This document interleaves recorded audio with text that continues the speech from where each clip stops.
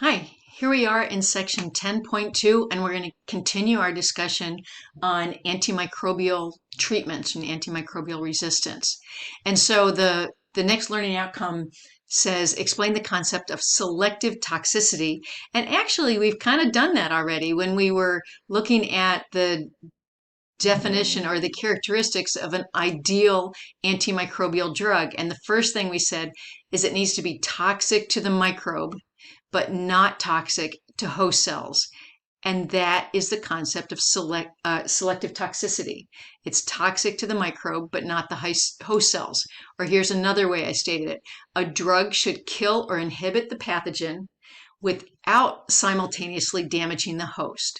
There's a famous microbiologist that used the term magic bullet. You should be able to, a drug should be a magic bullet. It should be able to go into the host and kill the pathogen without damaging the host tissue itself. So that's the concept of selective toxicity. It's very important when developing drugs. The problem is trying to minimize the host damage. I think I heard one time a physician was talking about drugs, and they said if a drug doesn't have a side effect, meaning it doesn't have something undesirable that it's doing, it's probably not doing anything. It's very hard to make a drug a very, very specific, have a very specific performance. So it's a big challenge. So when drugs are developed, um, when we're looking at drugs against bacteria, what are their main targets? And so again, you have to find something in the bacterial cell that's different than the host cell. And I have 5 major cellular targets for bacteria. And I mentioned 2 of them already, or reviewed them in the last video. And we said that the protein synthesis machinery, particularly the ribosomes, are a great target for antibacterial drugs because human ribosomes are a little bit different size than bacterial ribosomes. So the drugs that stick to bacterial ribosomes will not necessarily stick to our human ribosomes.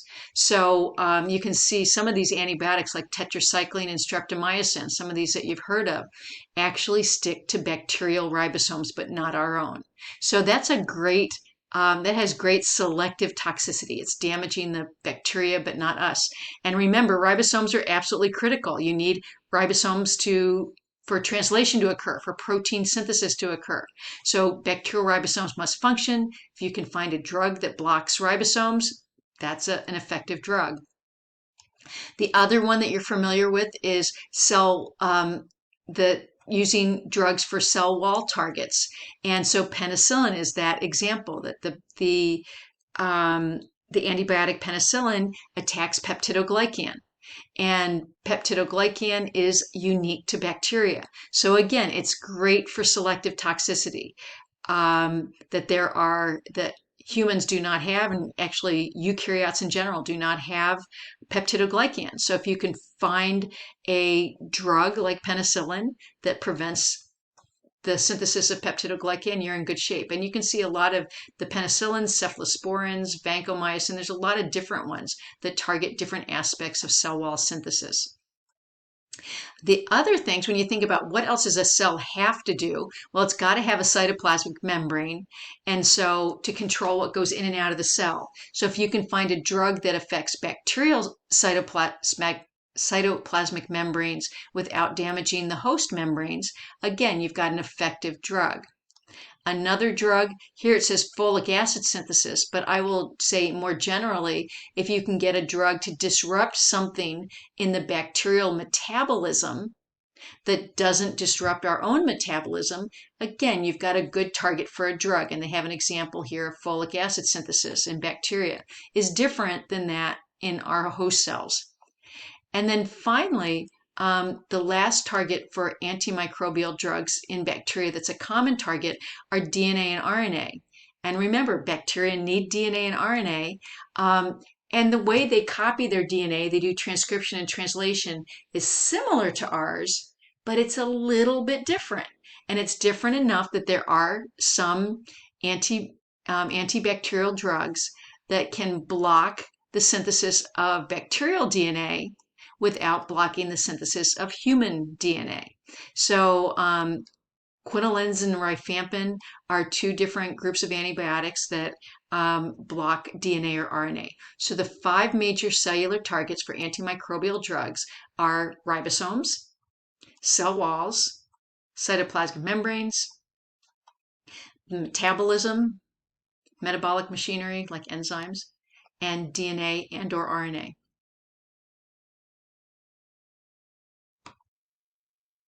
The next topic I wanted to touch on is just another definition, and it's a difference between what we call a broad spectrum and a narrow spectrum antibiotic. So I'm back to this same list of vocabulary, this vocabulary table from your book.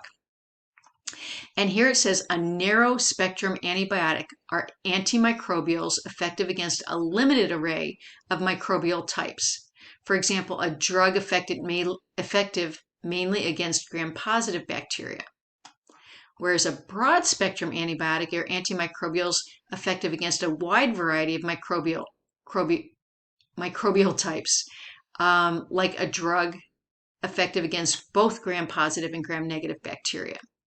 So if we look at, here's a table from your book, and it's showing you, like here's streptomycin, for example, and we're showing you that streptomycin works against mycobacteria. That's the genus of bacteria that causes tuberculosis, or at least some mycobacteria, and some gram-negative bacteria. Here with tetracycline are effective against some gram-negatives, gram-positives, chlamydias, rickettsias, all these different kinds. So we would say tetracycline have a broader, they're a broader spectrum antibiotic than streptomycin. Look at this one. Polymyxin has a very narrow spectrum. It's a very narrow spectrum antibiotic, and you can see it only affects certain gram-negative organisms. So we've got broader spectrum antibiotics and more narrow spectrum antibiotics. And when we look at those, you think, what's the importance of that? What's the clinical significance? Well, let's say a patient has an infection, and one of these infections might be meningitis. And when you have meningitis, there's 3 main kinds of bacteria that can cause it. But you don't really know which one is causing it until you do some lab tests, and that can take up to a day. But there also are some kinds of bacterial meningitis that can kill you within a day. So you want to start the patient on an antibiotic. And let's say you don't know what's causing this infection. So you would start off giving them a broad spectrum antibiotic. So if you don't know what the pathogen is and it's urgent that you get treatment right away, you would probably give the patient a broader spectrum antibiotic. Then what typically happens is once the lab tests come in and you find out what organism it is, you might pick an antibiotic that's more narrow spectrum, that's more specific for the pathogen that you now know. So the advantage of a broad spectrum antibiotic is it will affect or control the growth of many different kinds of antibiotics, and that can be useful when you don't know what the pathogen is. A narrow spectrum antibiotic has an advantage that it's only killing a small group of organisms. We have a lot of bacteria associated with our bodies that we would call good bacteria. We don't want to kill them all. So if you give somebody a broad spectrum antibiotic, you're probably going to kill a lot of bacteria that may be doing good things for the patient. So narrow spectrum antibiotics are a good choice to prevent the killing of good bacteria. But the problem is you've got to make sure you know that antibiotic matches your pathogen. So broad spectrum antibiotics let you control the growth of many different kinds of pathogens. Narrow spectrum only lets you control certain kinds of pathogens, but you're killing fewer of our good bacteria. So there's reasons why we would use both broad spectrum and narrow spectrum antibiotics. The next learning outcome I have is explain the problems with antimicrobial treatments, the antimicrobial treatment of infections involving biofilms. Now, we talked about biofilms earlier in the semester, and I just put this here. This is not new information. I just wanted to remind you that biofilms form when microorganisms attach to a surface and they start colonizing that surface, and they actually attract other microorganisms that might be a mixed community. They stay attached to this surface. They create these slime layers. And so here's a complex biofilm with lots of different kinds of microorganisms in there. And what can even happen is chunks of those biofilms can pinch off and move around.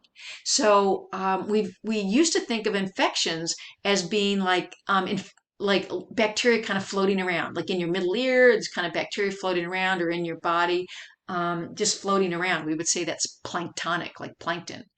But the reality is, many, if not most of our infections actually are in the form of biofilms. They're stuck to a surface.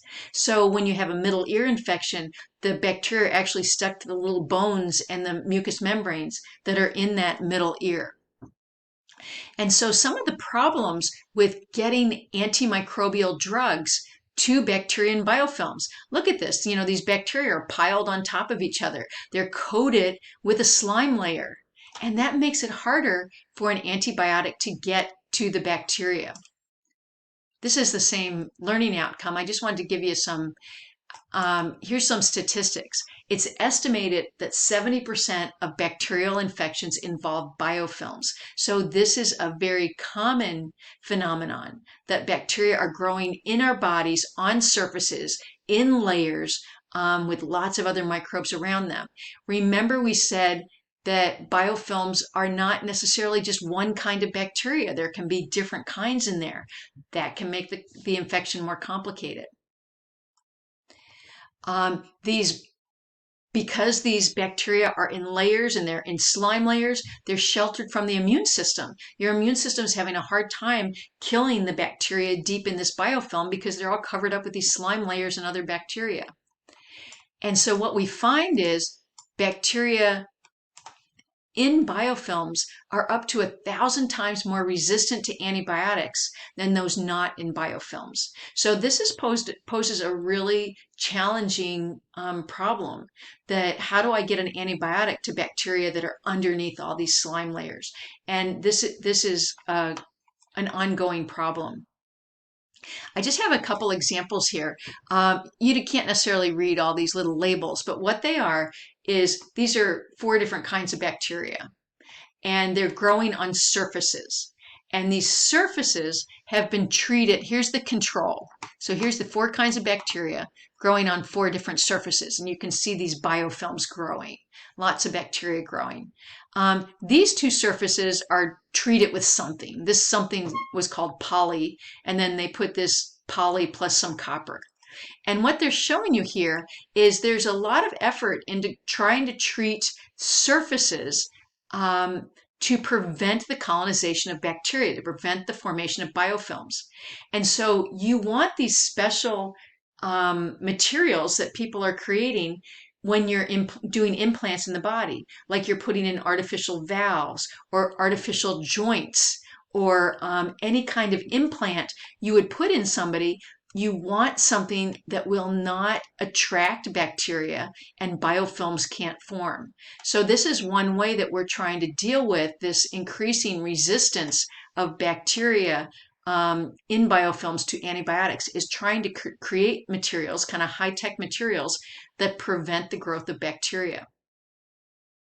Here's another statistic. This is supposed to be an alveolus, a little air sac in the lungs.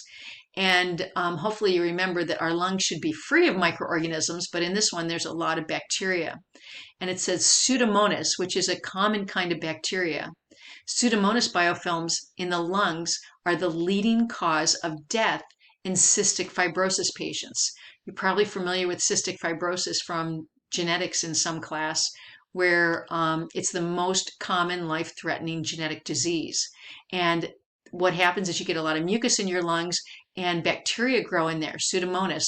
They form these biofilms and can cause deadly infections. So the problem with biofilms and infections and involving in the need of antimicrobials is significant.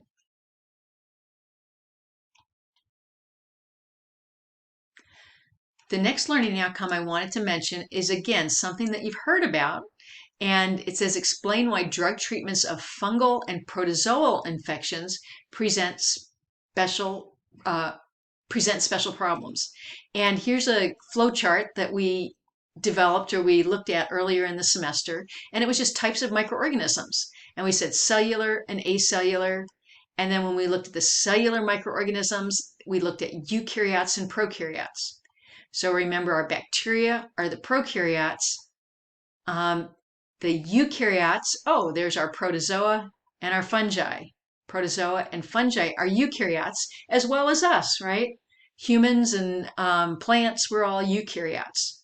So the question is, why is the treatment of fungi and protozoal infections, fungal and protozoal infections, sometimes more difficult than treating bacterial infections? And it's just because of this. Remember, we're trying to do selective toxicity. We need to find something in the pathogen that's different than the host. Bacteria are much different than our cells because they're prokaryotes. They've got more differences. Fungi and protozoa are both eukaryotes, so there's fewer targets that are different in the fungus and our cells. So even things like nail fungus, which is annoying, it's not deadly, but a lot of people want to get rid of it. But the drugs you need to take for nail fungus can be very toxic. And the reason is because fungi are eukaryotes. So it's harder to find a drug that will kill the fungus without harming our cells. Same thing with protists.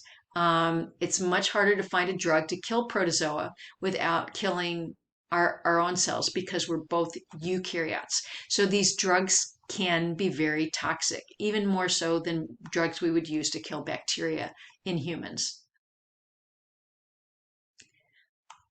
The last concept I wanted to touch on in this section, it says list the 3 major targets of action of antiviral drugs. And again, here's something you did already. So I wanted to remind you that remember when a virus infects a host cell, we had these different stages. A virus is going to attach to the virus is going to attach to the host cell. It's going to penetrate, its DNA is going to get inside of the host cell some way. It's going to synthesize viral parts. Here they call it maturation, but you might remember the word assembly. It's going to assemble the virus parts. And then the host cell is going to break open or lyse, and the viruses are going to come out. We did this already. So where would the targets for drug action be to stop a virus? Well, you can kind of look at this. What if the drug stopped the virus from attaching to the host cell? Then you wouldn't have, this virus wouldn't be able to infect. Okay? There's a table in your book, and it gives you some of the main places where antiviral drugs will work. So they're going to inhibit the entry of the virus. So let's look at that. The main parts are the virus or the viral DNA entering the host cell. So there's drugs that prevent this from happening. Inhibition of nucleic acid synthesis. Look at that. Here we have to make more viral, here you can see right here, they're making more viral nucleic acid in the biosynthesis step. There's drugs that stop the synthesis of viruses. And inhibition of viral assembly and release. There's drugs that stop viruses from being assembled. There's drugs that stop viruses from popping out of the host cells. And so all these steps can be stopped by different drugs, and these would be antiviral drugs. Okay, so you have to find something that's critical to the life cycle of that virus and stop it. You can imagine finding drugs like these are really tricky. And here's some examples of them in more details.